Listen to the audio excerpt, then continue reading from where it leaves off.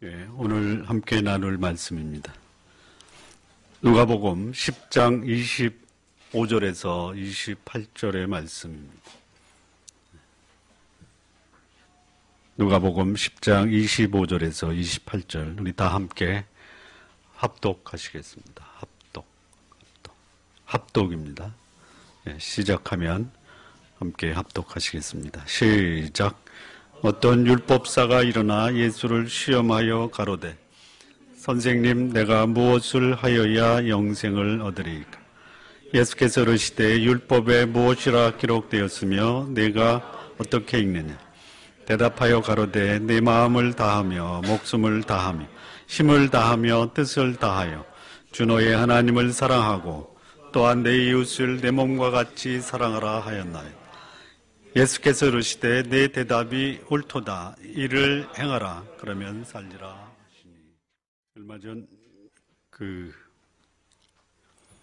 TV 프로그램 중에 힐링 캠프라고 하는데 박진영이라는 가수가 나왔습니다. 혹시 보신 분 계십니까?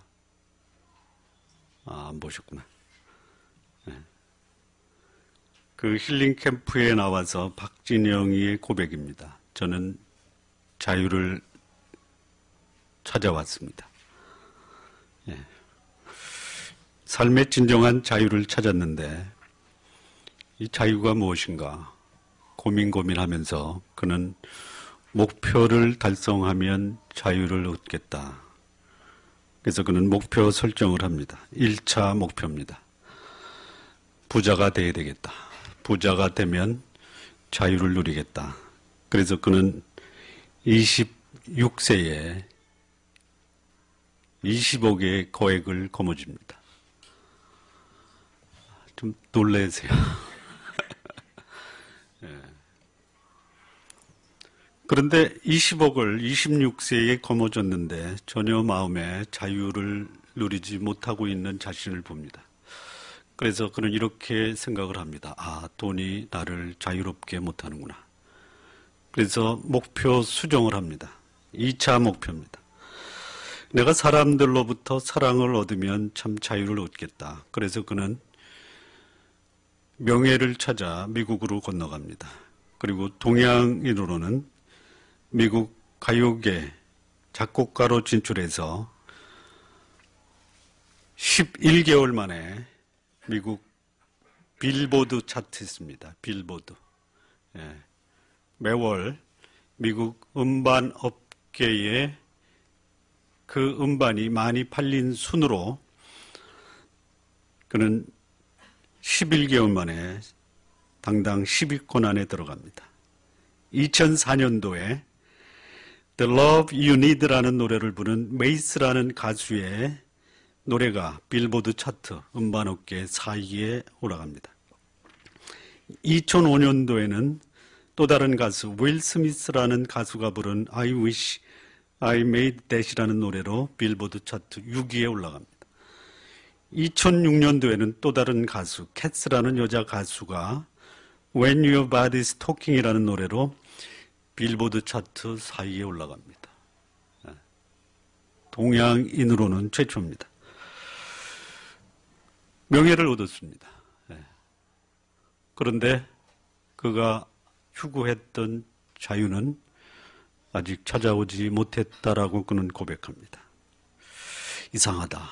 내가 돈도 얻고 명예도 얻었는데 웬일일까? 그래서 그는 또 목표를 수정합니다. 그 수정된 목표는 이제는 내가 사랑을 베풀면서 살아야 되겠구나. 그래서 그는 자선에 몰두합니다. 그가 베푼 자선은 뭐냐? 음악에 소질이 있는 사람을 발굴해서 대한민국 가요계에 등극시키는 겁니다.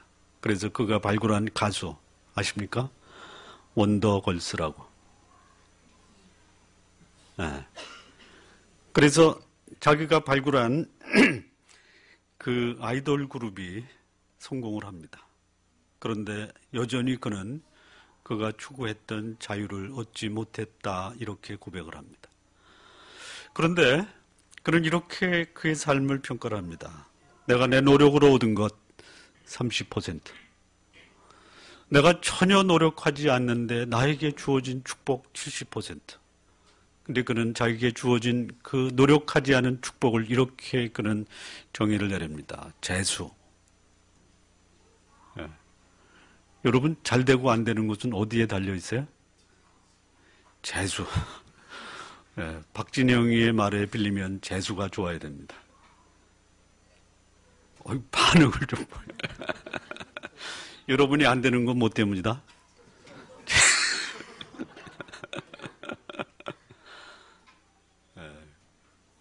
그랬더니 거기 나오는 이경규하고 김재동이가 묻습니다. 그게 무슨 말이요? 알기 쉽게 이렇게 설명합니다. 내가 이 손가락을 움직이는 것은 내 의지로 움직이는 것이다. 그런데 내 심장을 움직이는 것은 내 의지로 움직이는 것이 아니다. 예. 내가 살아있다라는 것도 내 의지로 살아가는 것이 아니라면 누군가가 나에게 이 생명을 주시고 그래서 내가 오늘은 살아가고 있다. 나에게 주신 이 축복, 이 성공은 노력이 30%라면 70%는 재수다. 그런데 이 재수는 그냥 재수가 아니라 누군가 나에게 주었을 것이다. 그 생각을 하니까 너무 감사한 거예요. 그래서 아침마다 창문을 열어놓고 하늘을 향해서 감사합니다라고 외치기 시작합니다. 근데 어느 날 문을 열고 감사합니다 했는데 하늘에서 소리가 들려옵니다. 감사한데 왜 안 찾아와? 그래서 그는 그 이후로 찾고 있습니다. 찾고 있어요. 지금도 찾고 있습니다. 성경도 읽고 불경도 읽고 코란도 읽고 찾고 있습니다. 저는 여기서 이 박진현이가 찾았던 그 자유는 다른 말로 바꿔서 나는 그가 영생을 찾고 있다. 이렇게 생각하고 싶습니다. 자, 우리가 읽었던 이 본문. 한 율법사가 예수님을 찾아옵니다. 율법사, 요즘 말로 바꿔서 말씀드리면 법학 박사입니다. 법학 박사. 제가 법학을 공부하고 있습니다. 요즘에. 너무 어려워요.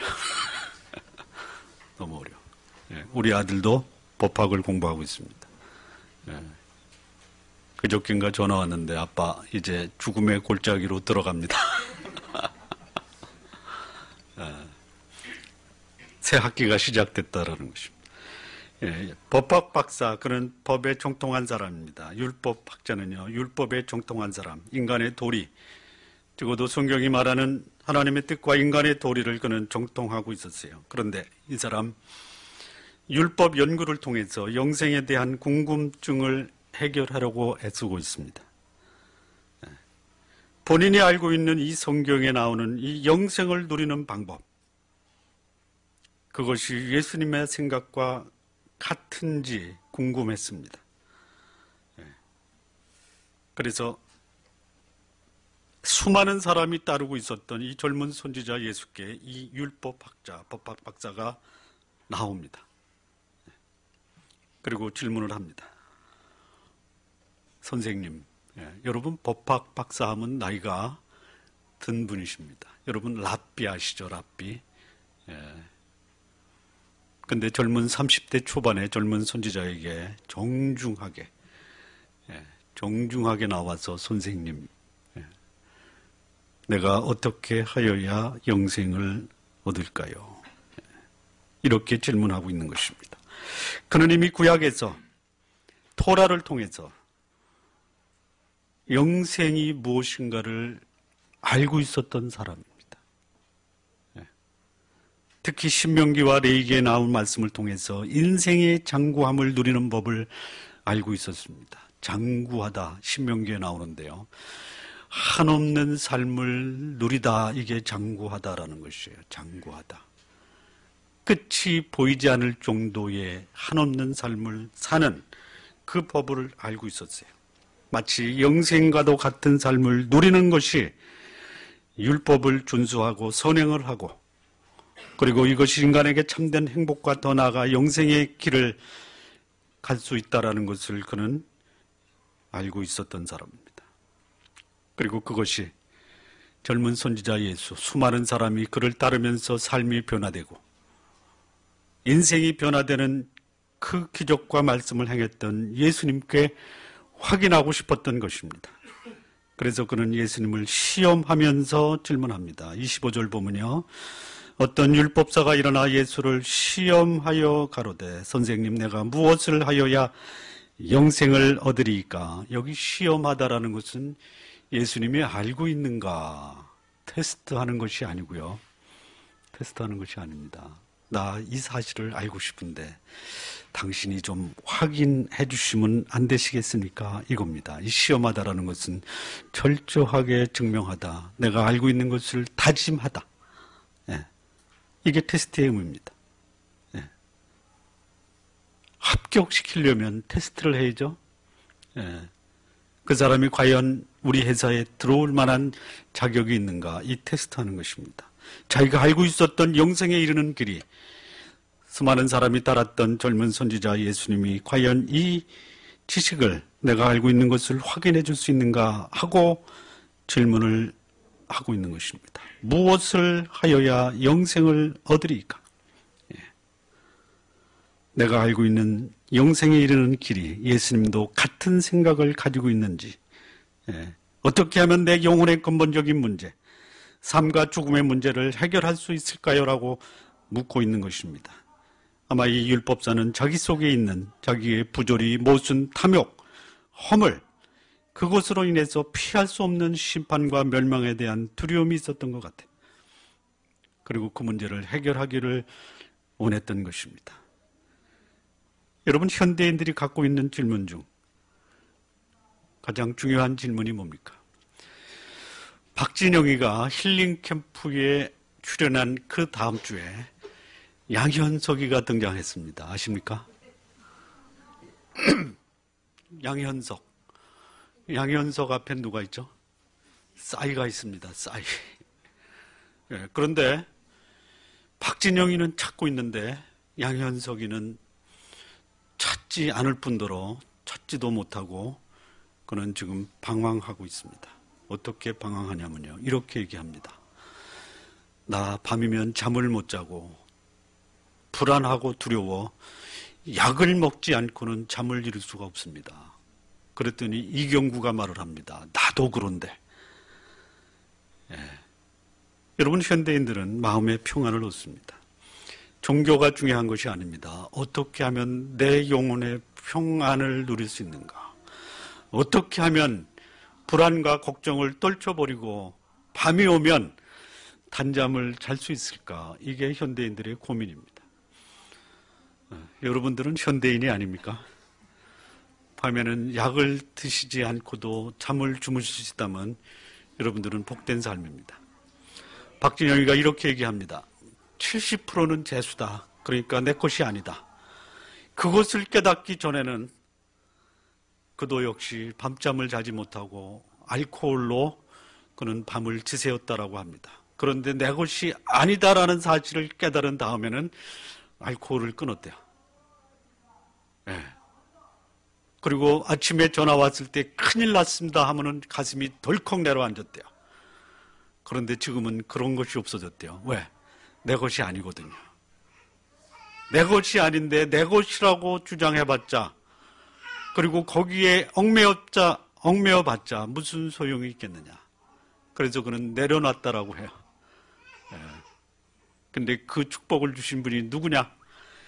아직도 찾고 있습니다. 여러분, 박진영이를 위해서 기도해 주시기 바랍니다. 현대인이 가지고 있는 질문 중에 가장 중요한 질문이 뭐냐? 어떻게 하면 내 영혼이 평안할 수 있는가? 이 말을 다른 말로 바꾸면요. 어떻게 하면 내 영혼의 주인, 그분에게 돌아가 안식을 누릴 수 있겠는가? 네. 이게 오늘 현대인들이 가지고 있는 질문입니다. 내가 영생을 누리고 있다는 것, 다른 말로 바꾸면 내 영혼의 주인을 만나고 그 안에서 안식을 누릴 수 있느냐? 예. 여러분, 내가 영생을 얻었다라는 것을 현대인들이 알아들을 수 있는 말로 바꾸면요. 내가 오늘 살아있고 삶의 가치와 의미를 누리며 살고 있다. 그것을 어떻게 할 수 있을까요? 예. 여러분은 여러분의 말로 답변을 하셔야 됩니다. 예. 적어도 이런 대답을 할 수 있다면 그 사람은 영생을 소유하고 있다는 사실을 확인할 수가 있습니다. 내가 오늘 존재하고 있는 존재의 근원을 알고 있습니다. 나는 어디서 왔고 어디로 가는지 알고 있습니다. 그 사람은 영생을 누리고 있는 사람이에요. 그 사람은 마음의 평안으로 밤에 약을 안 먹고 알코올을 취하지 않아도 얼마든지 단잠을 잘 수 있는 사람이에요. 내가 사랑받고 있다는 사실을 알고 거기에 감사하는 사람, 내가 이 땅에 있다는 것은 나를 보내신 그분이 나에게 이 땅에 할 일이 있어서 쓸모있는 존재로 보내셨다라는 것을 확인하면서 살아가는 것, 이것이 내가 오늘 영생을 누리고 있는 삶입니다. 삶의 목표와 방향을, 목적을 가지고 살아가고 있는 것에 대해서 감격하는 삶을 살고 있는 것, 이것이 내가 영생을 누리고 있다는 것을 알 수 있는 것입니다. 여러분, 많은 현대인들이 살아있어도 살고 있다라는 존재감을 갖지 못하고 사는 사람들이 있습니다. 마지못해 사는 삶, 더 심각하게 죽지 못해 사는 사람들이 있다라는 것이, 이런 사람들에게 삶의 가치, 삶의 감격을 누리는 길을, 그것을 미리 알고 있는 여러분들이 가르쳐 주셔야 됩니다. 삶과 죽음을 초월하여 죽음 앞에서도 담대히 대면하며 삶을 사는 것, 생명의 근원과 목적을 알고 오늘의 삶에서 나를 이 땅에 보내신 이의 뜻을 추구하며 살아가는 이 삶을 우리가 보여줘야 됩니다. 우리는 영원하신 분과 교제하며, 그리고 인간적, 육신적, 세속적 삶을 극복한 삶을 살아가는 것을 보여주셔야 돼요. 우리가 보여주지 않으면 오늘도 수많은 사람은 약과 알코올로 그 귀한 단잠을 달래고 있는 것입니다. 자, 어떻게 하면 영생을 얻을 수 있는가? 영생을 얻으려면 무엇을 해야 되는가? 이거는 비단 율법사의 질문이 아닙니다. 삶이 있는 모든 사람이 적어도 진지하게 내 인생 앞에서 물어야 될 질문입니다. 어떻게 하여야, 무엇을 하여야 영생을 얻으리까? 이 질문은 적어도 세 가지로 해석할 수가 있습니다. 첫째는요, 이 말 그대로 영생을 소유하려면 무엇을 해야 합니까? 이 첫 번째 해석입니다. 무엇을 하여야 영생을 얻습니까? 이 질문에 우리는 답을 갖고 있어야 돼요. 답은요, 내가 영생을 얻기 위해서 할 일이 아무것도 없다라는 사실이에요. 두 번째 해석은요, 영생을 얻었다는 것을 어떻게 할 수 있습니까? 이렇게 이 질문을 해석할 수 있습니다. 세 번째는요, 영생을 나의 세대에서 다음 세대로 상속시키려면 어떻게 해야 됩니까? 라고 해석할 수 있어요. 그러면 이 세 가지 해석의 근거가 뭐냐? 이 근거는요, 여기 나오는 단어 하나가 그 단초를 제공합니다. 그 단어가 뭐냐? 무엇이라고 생각하십니까? 어떤 단어에서 이 세 가지 해석이 가능했을까요? 궁금하시죠? 얻으리까, 이 단어에서 이 세 가지 해석의 단초를 찾을 수가 있습니다. 얻으리까. 이 얻으리까라는 단어를 보면요, 얻을까요? 받을까요? 이렇게 이해를 하는데요, 그렇게 하기에는 너무 이 단어가 의미가 깊습니다. 이 얻으리까라는 단어가 헬라어에서 영어로 번역될 때 어떻게 번역이 됐냐면, 상속받다, 소유하고 있다, 점유하다라는 단어로 해석이 되는 inherit라는 단어가 쓰여집니다. inherit. herit라는 단어가 뭐냐면 heritage라고 들어보셨죠? 예? heritage. 무슨 재단 같은 거요. herit 하면 상속이라고 합니다. inherit 하면은 상속받다, 상속하다라는 뜻이 있습니다. 따라서 여기서 영생을 얻는 길, 어떻게 하면 영생을 얻습니까? 사실 할 일이 없습니다. 우리는 영생을 얻기 위해서 할 일이 없습니다. 차라리 영생을 받는, 상속받는 삶, 그 삶의 모습이 무엇입니까? 상속을 받았다라는 것이 무엇을 의미합니까? 여기에 초점을 맞춰야 되는 것이. 그리고 이 영생이 다음 세대로 계승시키려면 어떻게 해야 합니까? 라고 이해하는 것이 바람직합니다. 그런데 그런 질문하는 율법사의 질문에 예수님이 오히려 율법사에게 반문합니다. 26절입니다. 예수께서 이르시되 율법에 무엇이라 기록되었으며 내가 어떻게 읽느냐? 이 말이 뭡니까? 네가 성경 박사인데, 율법 박사인데 지금까지 연구한 당신의 연구 결과에 의해서 한번 대답해봐라. 영생을 얻으려면 어떻게 해야 한다고 당신이 연구한 성경이 말하고 있는지, 어디에서 그 말씀을 하고 있는지를 나에게 말하고, 그리고 성경이 말하는 영생을 얻는 그 길에 대해서 당신은 어떻게 이해하고 있느냐, 오히려 반문하고 있습니다. 여러분, 우리는 적어도 진지하게 이 영생에 관한 질문에 대해서 우리는 근거를 가지고 있어야 되고요. 그 근거에 대한 바른 이해를 가지고 있어야 됩니다.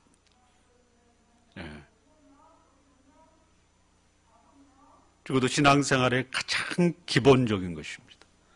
이거 없이 그냥 교회 생활하고 헌금하고 성경 공부하면은 내가 영생을 누리겠지라고 그렇게 이해하는 사람들이 의외로 많이 있습니다.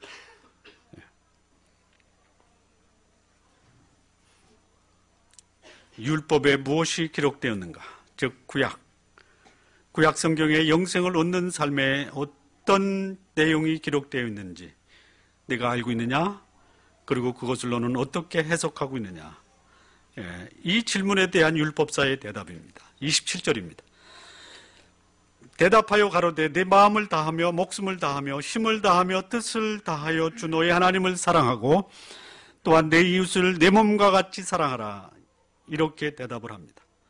율법자는 율법에 정통했습니다. 율법과 하나님의 뜻, 율법과 영생에 대한 가르침을 연구하고 공부해 왔습니다. 그리고 영생을 소유하고 있는 삶은 첫 번째 하나님을 사랑하는 것입니다. 두 번째는 이웃을 내 몸처럼 사랑하는 것입니다. 이렇게 그는 답변하고 있어요.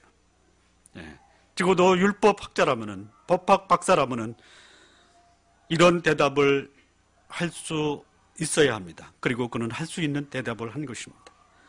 그렇다면 이 율법사가 찾아낸 이 율법에서 영생을 얻은 그 근거, 증거가 뭐냐? 이것이 신명기 6장과 레위기 19장에 나오는 말씀입니다.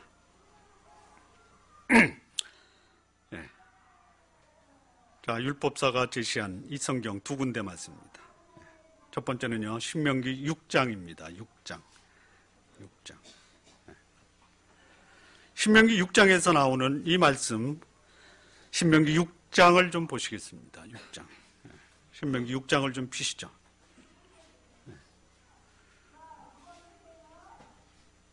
6장 1절과 2절을 좀 보시겠습니다. 이는 곧 너희 하나님 여호와께서 너희에게 가르치라 명하신 바 명령과 규례와 법도라. 너희가 건너가서 얻을 땅에서 행할 것이니 곧 너와 내 아들과 내 손자로 평생에 네 하나님 여호와를 경외하며 내가 너희에게 명한 모든 규례와 명령을 지키게 하기 위한 것이며 또 내 날이 장국케 하기 위한 것이라 이렇게 됐습니다.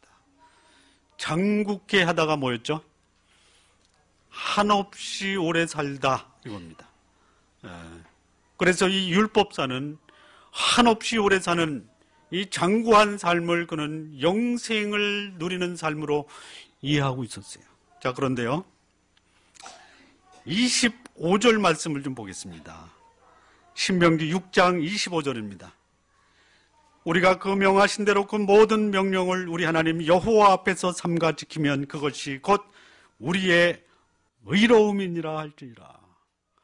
의로운 삶, 하나님 앞에서 인정받는 삶, 다시 말하면 하나님과 더불어 영원히 사는 삶이 뭡니까?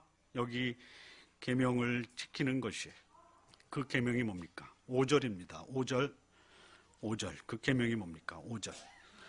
너는 마음을 다하고 성품을 다하고 힘을 다하여 네 하나님 여호와를 사랑하라. 이것이 영생을 얻는 길입니다. 이게 영생을 얻는 길입니다.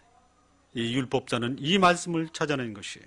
두 번째, 그가 율법에서 찾아낸 영생을 얻었다라는 것을 확인하는 방법이요. 레위기 19장입니다. 19장 2절을 보시죠.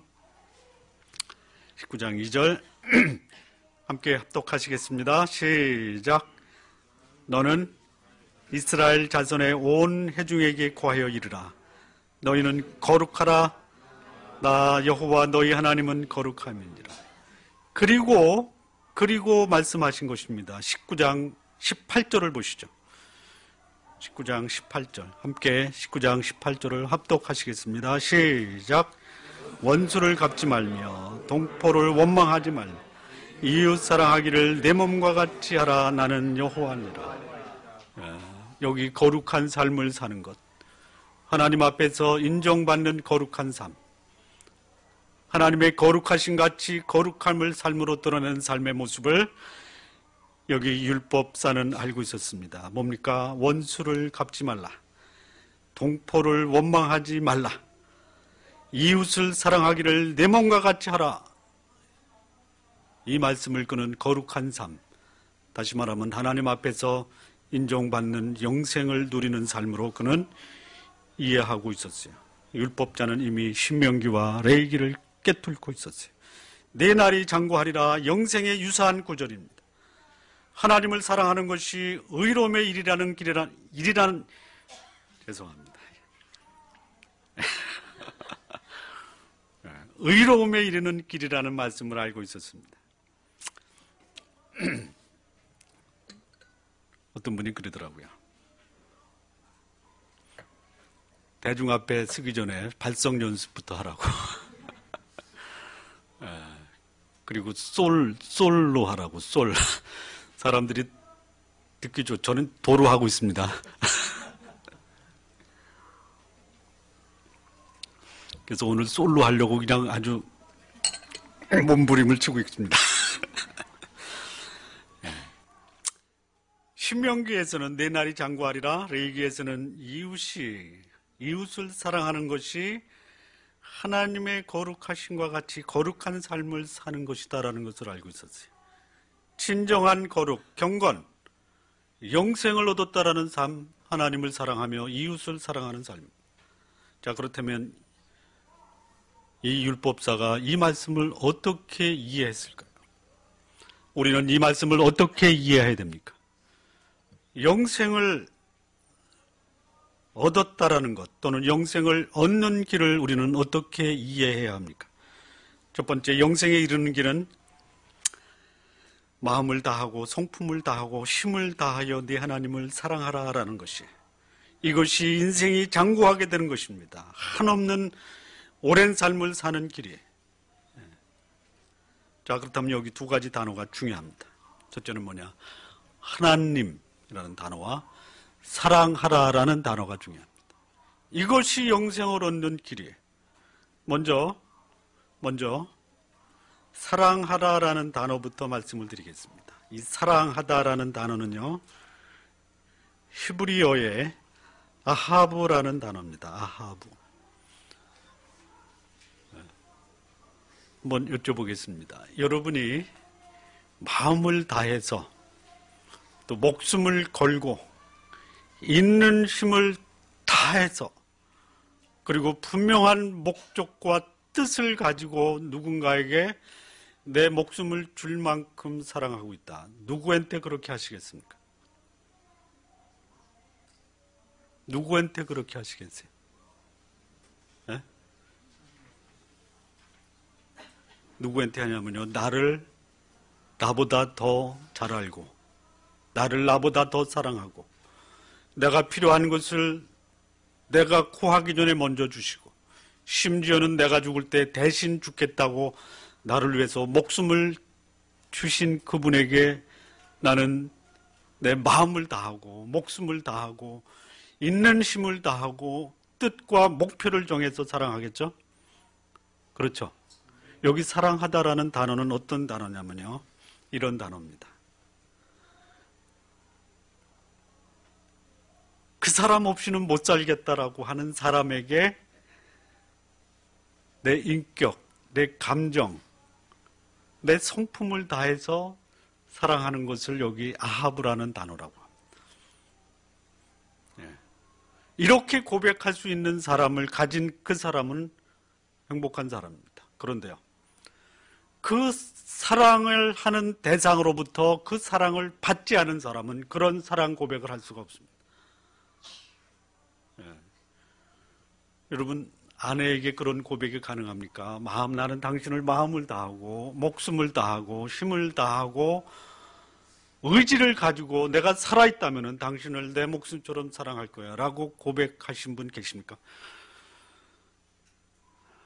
갑자기 고개들이 숙여지십니까?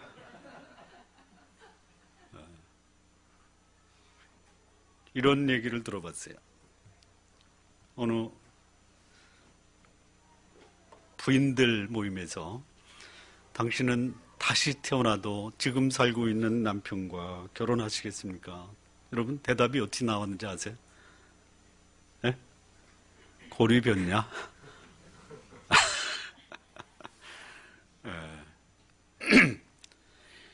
과거에는 당신 없이는 못 살아. 그런데 요즘에는 어떻게 얘기하세요?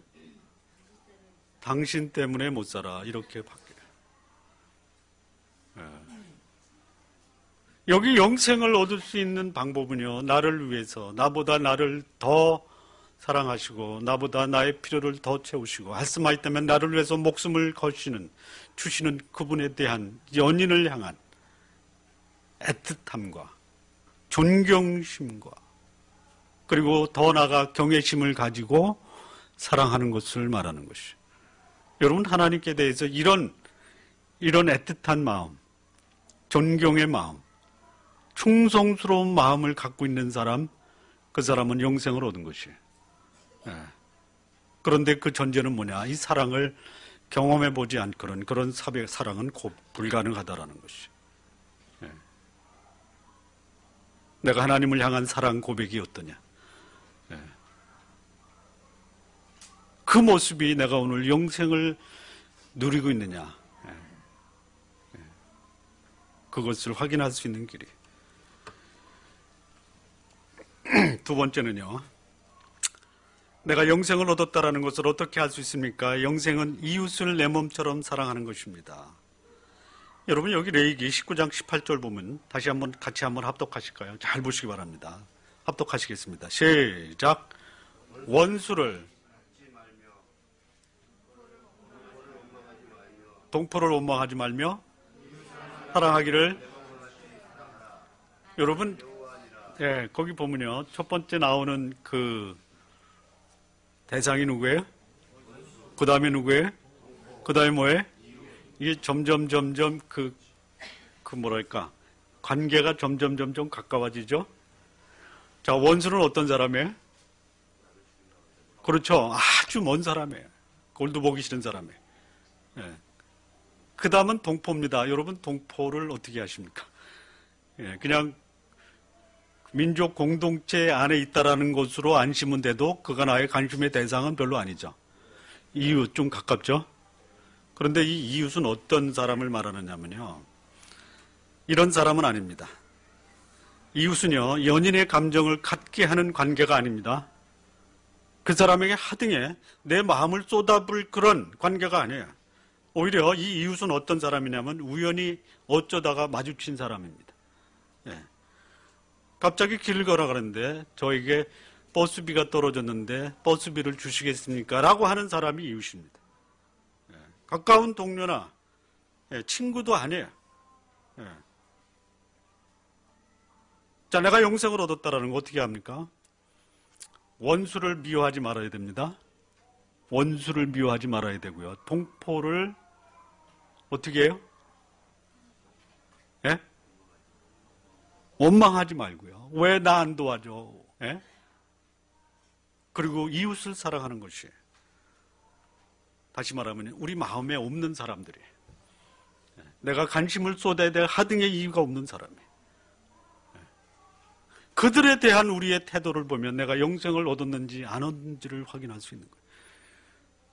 자, 여러분, 오늘서부터는요, 나도 영생을 얻었으니까 그냥 무관심하고 지나칠 사람에게도 조금의 일말의 관심은 좀 보여주십시오. 많이 보이지 말고요. 조금만 보여주세요. 그래야지 여러분이 영생을 얻었다는 것을 누군가한테 가서 얘기할 수 있는 거 아니에요? 만약에 여러분들에게 당신이 교회 나가고 하나님 믿는데 당신이 영생을 얻었다는 걸 어떻게 증명할 수 있습니까? 그러면 여러분 대답하셔야 됩니다. 뭐라고 해야 돼요? 나는 원수를 미워하지 않습니다. 나는 동포를 원망하지 않습니다. 그리고 나는 어쩌다 지나친 우연히 만난 그 사람이 나에게 버스비를 요구하면 그의 버스비를 준 적이 있습니다. 이렇게 얘기할 수 있어야 돼요. 예? 지금까지 모르셔서 못하셨죠? 이제는 하셔야 됩니다. 이제는 하셔야 돼요. 예. 그가 절친한 관계가 아닐지라도, 연인이나 애인이 아닐지라도 그들을 마치 절친한 친구, 가족, 부모, 애인처럼 대해주라는 것이요. 이게 내가 영생을 얻었다라는 것이요. 영생을 소유했는지 아니면 영생을 다음 세대로 계승할 수 있는 길이 뭡니까? 나를 사랑하신 그분의 사랑을 알고 나도 그분의 사랑에 동일한 방법으로 응답하는 것이요. 그리고 내가 알지 못하는 사람, 그런데 나의 도움을 필요로 하는 그 사람, 나에게 해를 끼친 그 사람에 대해서 일말에 사랑을 베풀 수 있다면 내가 영생을 얻었다라는 것이요. 여러분, 사람을 귀히 여기십시오. 사람을 귀히 여기는 사람, 그가 영생을 얻은 사람입니다. 바꿔 말할까요? 영생을 얻은 사람은 사람을 귀히 여깁니다. 그리고요, 이것은 모든 인간이 사람으로부터 기대하는 태생적인 본능이 사랑받고 싶다, 나 소중하게 여김을 받고 싶다, 이거예요. 여러분, 하나님의 자녀가 사람들의 본능적 그 욕구를 충족시켜줘야 돼요. 뭐야? 사랑받고 싶다라는 그 기대와 그 바람을 충족시켜줘야 돼요. 하나님의 자녀는 사람을 귀하게 여기십니다. 그리고 그것이 하나님의 자녀임을 증거하는 것이죠. 자, 결론입니다. 이렇게 율법사가 얘기하니까 10장 28절에서 예수님이 율법사에게 이렇게 대답합니다. 예수께서 이르시되 네 대답이 옳도다. 이를 행하라. 그러면 살리라. 율법사의 그 대답에 공감을 합니다. 그리고 동의를 합니다. 그리고 살리라. 그렇게 살아라. 그것이 영생을 누리면서 사는 길이다 라고 말씀하시는 것이에요. 여러분, 하나님의 자녀, 그야말로 세상에 있지만 세상에 속하지 않은 하나님 나라의 백성, 하나님의 자녀, 이것은요, 소위 말하는 초자연적인 삶입니다. 초자연적인 삶.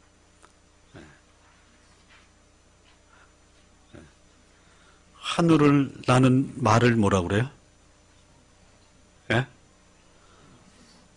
슈퍼 마리오.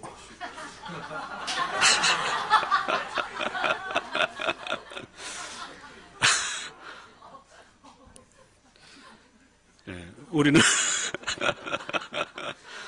초자연적인 삶을 사는 거예요. 무슨 말인지 잘 모르셨나 봐. 설교하는 사람은 설교 시간에 3번의 유머를 해야 된대요. 안 하고 지나가가지고 끝나기 전에 해야 되겠다 해서 하는 겁니다. 초자연적인 삶을 살아야 되는데 그게 뭐냐? 이웃을 사랑하는 거예요. 여러분, 이웃 사랑하는 게 초자연적인 삶이에요. 그게 영생을 누리면서 산다라는 것이에요. 이 땅에서 한평생 내 영혼이 육체에 거하고 있는 이 삶을 살다가 인생이 마감되는 것이 아니에요. 또 하나 유머를 하겠습니다. 끝나기 전에 3개를 해요. 어제 제가 어떤 분이 보내준 그야말로 포복절도하는 동영상을 봤습니다. 법당에서 스님이 그 콘테스트를 하고 있었습니다. 어느 자매가 자기 그 자매 둘을 데리고 세 자매가 온 거예요. 이렇게 질문합니다. 저희 어머님이 10년 전에 세상을 떠나셨습니다. 그리고 그 어머니를 그 극락왕생을 위해서 사찰에 저희 어머니를 모셨습니다. 그리고 지금까지 저희 어머니의 극락왕생을 위해서 기도하고 있습니다. 그런데 스님, 제 마음속에 걸리는 게 있습니다. 우리 어머니 천국에 가셨을까요?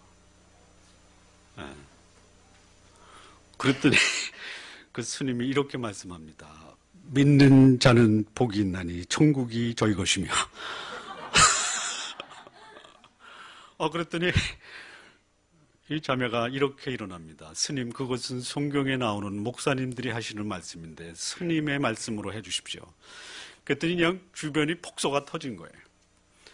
그 스님이 다시 말씀합니다. 믿는 자는 복이 있나니 천국이 저희 것이며. 그 자매가 다시 질문합니다. 스님의 말씀으로 해주십시오. 그러면 내가 목사냐 스님이지?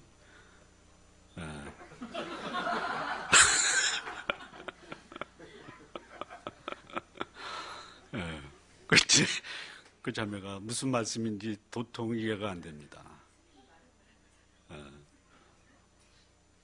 그 스님이 이렇게 말씀을 합니다. 내가 천국이 없다라고 말하면 편하시겠죠? 아니요. 그러면 살아있는 동안만 살다가 죽으면 끝난다라고 말하면 좋겠어? 아니요. 그러면 천국이 있다라고 말하면 편하겠죠? 네. 그리고 다시 한번 반복합니다. 믿는 자는 복이 있나니 천국이 저희 것이며. 네. 이거는요,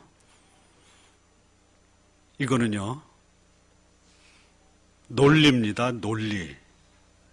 논리예요, 논리. 이 스님은 그 말씀이 성경에 나온다라는 사실을 알고 있지만 그거를 믿음의 대상으로 본 것이 아니라 그분은 논리적으로 말씀한 거예요. 여러분 마음에 천국이 있다라는 것이 편해요? 없다라는 것이 편해요? 여러분이 지옥 간다라고 말씀하는 게 편해요? 천국 간다라고 말씀하는 게 편해요? 그럼요. 그냥 그렇게 믿는 거예요. 근거가 아니라 논리입니다. 논리. 이거는요, 파스칼이 얘기한 거고요. 예일대학의 수학 교수가 얘기한 것이에요. 논리적으로 봐도 천국이 있다라고 믿는 것이 훨씬 더 편안하게 살아요. 천국이 못 갔다. 이 불안해서 못 살아요. 천국이 없다. 이것도 허무한 거예요. 있다라고 믿으십시오. 지금 박진영이가 찾고 있습니다. 기도하시기 바랍니다. 우리는 영생이 있다라는 것과 천국이 있다라는 것을 알고 살아가는 사람이에요. 알고 사는 것입니다. 믿고 사는 것이 아니에요.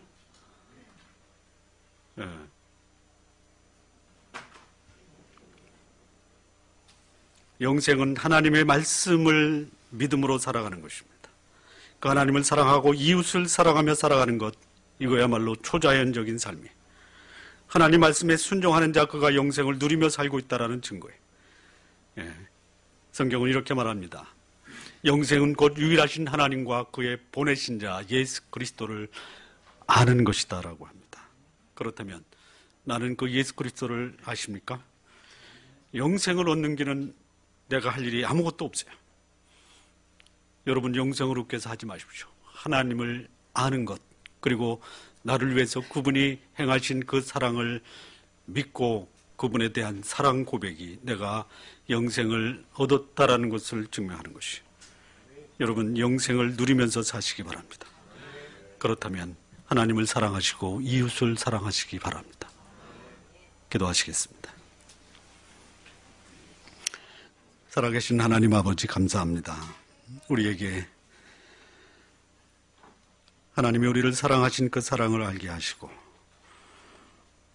죄와 허물로 죽었던 우리를 영원한 형벌 속에서 구원하시고 하나님을 알게 하시며 영생을 얻게 하신 것, 이제는 그 하나님을 사랑하며 우리를 사랑하셨던 그 하나님의 사랑이 우리의 이웃, 친하거나 다정한 사이가 아니더라도 우리의 사랑을 필요로 하는 자에게 사랑을 베풀며 살아갈 수 있도록 하나님 인도해 주옵소서. 감사하며 예수님의 이름으로 기도합니다.